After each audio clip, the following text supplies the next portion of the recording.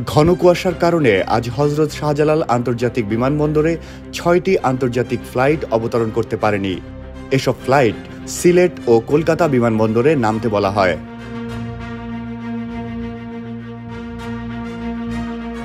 শাহজালাল আন্তর্জাতিক বিমানবন্দর ও বিমান বাংলাদেশ সূত্র জানায়, ৬টি ফ্লাইটের মধ্যে কুয়েত থেকে জাজিরা এয়ারওয়েজ, মাস্কট থেকে সালাম এয়ার, দুবাই থেকে ইউএস বাংলা, দোহা থেকে কাতার এয়ারওয়েজ ও কুয়ালালামপুর থেকে বিমান বাংলাদেশ এয়ারলাইন্সের ফ্লাইট আসছিল। সূত্র আরও জানায়, পরিস্থিতি স্বাভাবিক হওয়ার পর এরই মধ্যে ডাইভার্ট করা ফ্লাইটগুলো ঢাকা বিমানবন্দরে ফিরে আসতে শুরু করেছে।